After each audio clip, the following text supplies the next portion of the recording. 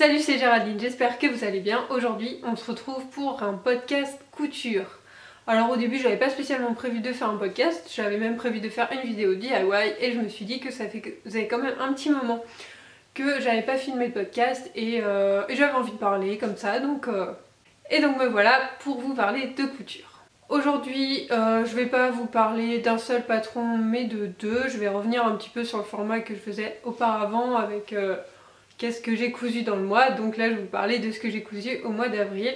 Et puis à la fin de la vidéo je pense que je vais parler un petit peu d'autres sujets parce que je suis d'humeur à papoter. Alors au mois d'avril, donc vous avez vu que j'étais un petit peu en vadrouille on va dire. Donc j'ai pas eu le temps de coudre grand chose. Comme je vous l'ai expliqué dans le vlog de Strasbourg, si vous l'avez regardé, je voulais me coudre une robe plantain pour mon voyage à Amsterdam, pour pouvoir porter avec des leggings.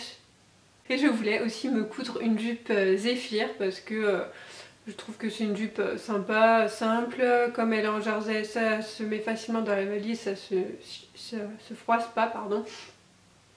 Donc c'était pour moi l'idéal. Et puis en plus ça correspond tout à fait à mon style. Je savais pas si j'aurais le temps de coudre ça entre mes deux voyages et j'ai réussi à le faire, donc je suis assez fière de moi, j'avoue, même si ce sont des projets simples. Mais tout de même, faut bien se féliciter un petit peu de temps en temps quand même. Donc c'est les deux projets là que je vais vous présenter aujourd'hui. Donc on commence par la robe plantain. Donc j'ai pas le patron là sous la main, au cas où vous ne connaîtriez pas, on ne sait jamais. Le plantain, c'est un patron de t-shirt à la base qui est gratuit et qui est édité par Direndo. Et elles l'ont, parce qu'elles sont que des filles, elles l'ont ressorti récemment, elles ont un petit peu amélioré le patron. Elles ont augmenté les tailles, il va jusqu'au 56, non c'est pas ça maintenant, il me semble. Et elles ont aussi un peu modifié les épaules et l'encolure, il me semble. J'ai rien, c'est le chat. Parce que ça avait tendance à plisser chez pas mal de personnes, dont moi, au niveau des épaules devant là. Enfin, c'est pas les épaules là, mais bref, vous voyez ce que je veux dire. Donc j'ai profité de cette réédition pour le réimprimer et pour faire donc la robe baby doll qui est proposée en tuto sur le blog de Direndo. Je veux pas me tromper dans le nom de la personne qui a fait ce tuto, donc je l'écrirai en bas comme ça. Voilà. Ça faisait plusieurs mois que j'avais envie soit d'une jupe, soit d'une robe en velours. Soit bordeaux, enfin dans des couleurs foncées, violine, bordeaux, j'en voyais plein sur Pinterest et j'en avais super envie. Au début je voulais me faire une jupe cercle et puis après j'ai pensé à la robe un peu style baby doll et je me suis dit que ça collait à mes besoins, donc je suis partie là-dessus. Alors j'ai donc fait ma petite robe baby doll en velours, c'est un velours bordeaux je dirais. Là on voit pas trop. Voilà, selon la lumière, ça brille plus ou moins. Je suis pas sûre que la couleur rende très bien. C'est un bordeaux qui tire sur... Enfin, c'est un bordeaux prune, hein, c'est pas rouge. J'ai l'impression qu'à la caméra c'est rouge, c'est pour ça que je dis ça. C'est donc un velours ras. Je sais pas exactement comment ça s'appelle parce que c'est quand même un velours stretch. C'est pas le velours épais ras qu'on utilise pour les pantalons. Donc j'ai trouvé le mien chez Toto, tout simplement. Donc bon bah après c'est du polyester. J'appréhendais un petit peu de coudre du velours parce que la seule fois où j'ai cousu du velours c'était du velours côtelé et donc c'est pas tout à fait la même chose. Et comme il y avait des articles vraiment spécifiques sur internet, comment coudre du velours et tout ça, je me disais oulala dans quoi je m'embarque. Après moi j'ai trouvé que c'était comme coudre du tissu normal, mais c'est peut-être parce que c'est un velours assez simple que j'ai et c'est pas du gros velours épais qui perd ses pluches ou quoi. Le seul truc qu'il faut faire attention c'est de couper, de choisir déjà le sens dans lequel on veut son velours. dans le sens du poil ou à rebrousse-poil, oui je pense qu'on peut dire ça. Ça va être plus ou moins brillant en fait. Moi j'ai choisi que ça fasse le plus brillant. Et surtout, bah, du coup, il faut couper ces pièces toutes dans le même sens. Donc comme je vous l'ai dit, je suis partie sur le t-shirt plantain. J'ai pas vraiment suivi le tuto, je dois avouer que j'ai voulu un peu faire aller plus vite. J'avais déjà fait une robe baby doll en fait, plantain, et au tout début que je m'étais mise à la couture. Je vous mettrai le lien parce que j'avais fait un article de blog là-dessus. Et le souci, enfin pas le souci, mais j'avais trouvé que la partie haute s'arrêtait un petit peu trop haut pour moi. Donc là j'ai voulu que ça s'arrête un petit peu plus bas et donc j'ai pas suivi les repères de découpe qui sont indiqués dans le tuto. J'ai pris carrément la ligne, je crois que j'ai pris la ligne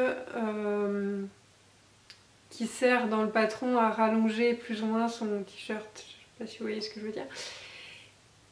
Et du coup ça arrive plus ou moins à la taille, ce qui est pas forcément, c'est peut-être un peu trop bas là pour le coup, je sais pas. Et deuxième chose, c'est que le patron est un peu, le patron du t-shirt est évasé et en plus moi au niveau de la poitrine cette taille est un petit peu grande pour moi. Donc c'était un petit peu large, je trouve ça plus joli, une robe baby doll où le haut est plus ou moins moulant quand même. Peut-être pas trop mais un peu quoi, là c'était un peu trop lâche, ça faisait un peu pyjama.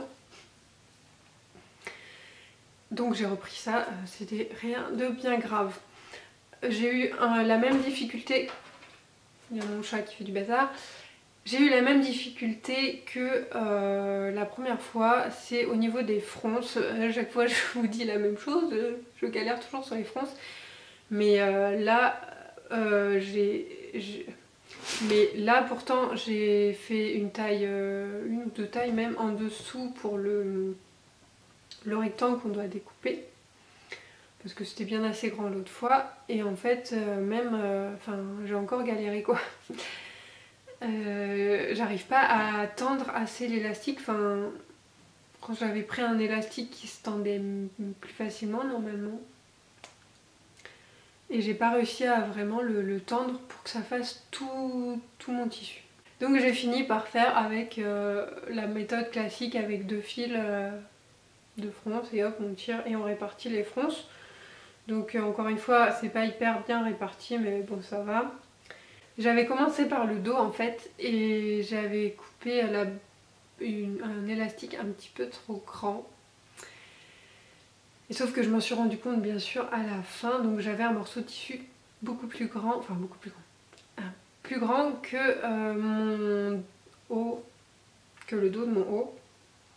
Donc ce que j'ai fait c'est que, mais ça se voit pas beaucoup en fait, c'est que j'ai fait deux plis au dos. Bon je pense que vous allez rien voir du tout. Ouais, j'ai fait 2 plis creux au dos en fait pour répartir ce qui restait et je me suis dit comme c'était cet endroit que finalement les fesses sont le plus bombées, c'était pas plus mal d'avoir un petit peu plus de plis là. Je n'ai pas surpiqué l'encolure tout simplement parce que ma machine semble être au bout de sa vie et du coup je l'utilise le moins possible. J'utilise au maximum ma surjeteuse. Ce qui fait que dans les temps à venir, vous allez surtout voir des coutures, probablement, surtout voir des coutures au jersey. Donc ça tombe bien parce que j'ai pas mal de projets que je veux faire en jersey, donc heureusement. Et pour le bas, j'ai même pas utilisé l'aiguille double, j'ai utilisé juste parce que c'est encore pire avec l'aiguille double. Donc j'ai juste utilisé un point un peu élastique. Donc je pense que c'est tout ce que j'ai à dire sur cette robe parce que c'est quand même un modèle très simple qui a été vu et revu. Mais des fois ça fait pas mal aussi de retourner à de bons basiques. En plus j'aime beaucoup ce modèle parce qu'il est il est à la fois simple, confortable et assez féminin. Et puis là ça permet d'avoir un tissu un peu quand même qui est peut-être un petit peu spécial et que ça fasse pas too much, enfin je crois pas. Après je sais que par exemple mon copain n'aime pas du tout cette robe, il la trouve très bizarre. Donc voilà, hein, les goûts et les couleurs, ça se trouve personne n'aimera, tout le monde trouvera ça moche et peut-être que certains trouvent que ça ressemble à une chemise de nuit, je ne sais pas. Mais j'aime beaucoup, c'était ce que je voulais, c'était l'esprit que je voulais, donc je suis plutôt contente. Le deuxième projet que j'ai cousu à la suite, c'est donc la jupe Zéphyr de ce patron de Direndo aussi. Donc c'est un patron de robe à la base, dont j'ai déjà parlé plusieurs fois puisque j'ai déjà fait la robe dans un des podcasts où je vous en parle. Et j'ai déjà fait la jupe aussi toute seule. Je ne vais pas revenir dessus, je vous mettrai les liens des podcasts concernés dans la description et en haut aussi de ce côté ou de ce côté là avec le petit i là. La dernière et unique fois où j'ai fait cette jupe, je l'avais fait un petit peu trop grande. Donc là j'ai redessiné tout le patron une taille en dessous. Et je l'ai fait en jersey Milano que j'ai acheté je sais plus où. Sur internet mais je sais plus dans quelle boutique. Donc c'est vraiment la jupe basique mais qui manquait à mon dressing. Moi j'adore ce genre de forme et ça va avec tout. J'adore la porter avec un petit t-shirt, voilà, un gilet, hop c'est facile, des baskets et c'est bon quoi. Ça s'adapte à tout genre de tenue en fait. C'est ça que j'aime. D'ailleurs j'ai même hésité à la mettre comme jupe dans ma capsule wardrobe mais je me suis dit que j'allais quand même choisir une jupe un petit peu plus compliquée à faire parce que sinon j'allais faire que des projets un peu faciles et c'était pas le but à la base non plus. Donc c'est une jupe qui se coud extrêmement vite sauf quand on coud la ceinture du mauvais côté et j'avais déjà fait exactement cette même erreur la dernière fois.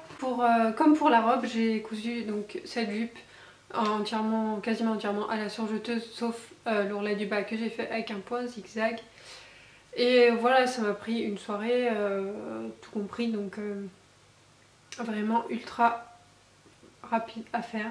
Pour la taille cette fois c'est un petit peu mieux sauf que maintenant même si ça me va bien au niveau de la taille, ça a un petit peu de mal à passer au niveau des fesses. Voilà, hein, quand on a un corps comme ça, c'est le genre de problème qu'on a.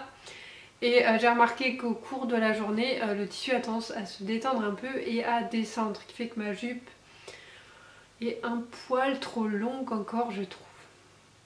Mais bon, je me dis qu'en été, pour la porter sans collant, je serais beaucoup plus à l'aise comme ça. Donc encore un excellent basique.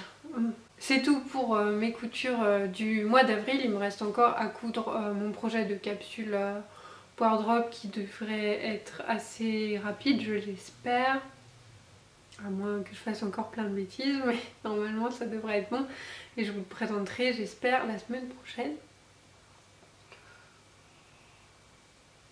On va passer maintenant à la partie un peu blabla. J'avais l'impression d'avoir super plein de choses à vous dire. Et maintenant que j'ai mis un peu de temps à filmer cette vidéo parce que j'ai du mal à faire une phrase d'un coup, d'un seul. Ensuite il y a le chat qui a pas arrêté de faire du bruit donc c'est pareil, ça je vais couper mais au montage. Mais ça fait 25 minutes que je filme, je pense que la vidéo vous allez en avoir peut-être pour 10 minutes. Et je sais plus ce que je voulais vous raconter.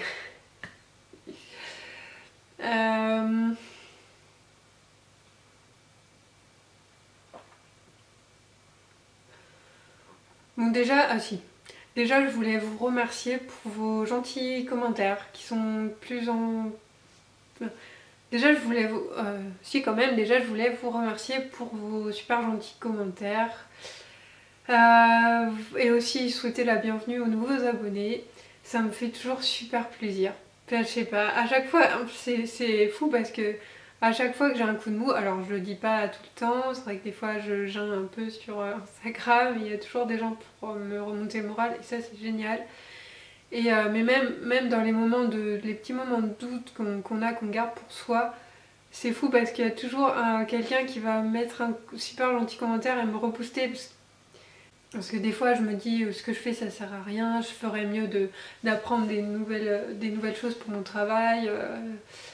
Voilà, et tout le monde, enfin, je me dis qu'il y a plein de gens qui parlent de couture et que mieux que moi et que voilà, que je sois là ou pas, ça change pas grand chose. Et au final, ouais, j'ai toujours un gentil commentaire et ça me touche beaucoup et je voulais vraiment vous remercier. Et voilà. Et j'ai pas envie d'être... C'est vrai que je me pose régulièrement des questions. Après, je pense que c'est normal. Et en même temps, je vois ce que ça m'a apporté de faire ces vidéos et j'ai pas envie d'arrêter, hein. Au fond de moi, je vous le dis. Mais des fois, c'est vrai que je me dis peut-être qu'il faut que j'arrête de parler de couture, je sais plus. Bref. Il y a aussi le fait d'être allée au VidCon, ça m'a reboosté à faire des vidéos, mais comment dire. Et en même temps, d'un autre côté, ça m'a amené à me poser plein de questions, à me dire, mais enfin, je parle de couture, mais au final, est-ce que je suis bel et bien légitime à faire ça? Est-ce que il y en a d'autres qui le font mieux que moi, qui sont plus à fond dedans, qui cousent plein de projets par mois et moi j'ai l'impression d'être un escargot à côté. Bon, après ça j'en ai déjà parlé sur Instagram mais j'ai pas envie de pigner. Enfin, c'est pas que je pigne en plus mais je veux pas donner cette impression. Autre petite chose que j'avais envie d'aborder avec vous, c'est le fait, donc j'en ai un petit peu parlé sur les réseaux sociaux, c'est que j'avais envie de créer une deuxième chaîne, une chaîne un peu plus lifestyle, on va dire ça.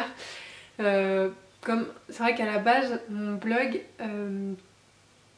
n'était pas fait pour la couture, je parlais un peu de tout et je me suis mise plus à parler de couture parce que je me suis mise à la couture bien évidemment, mais aussi parce que j'arrivais plus à écrire sur les autres sujets.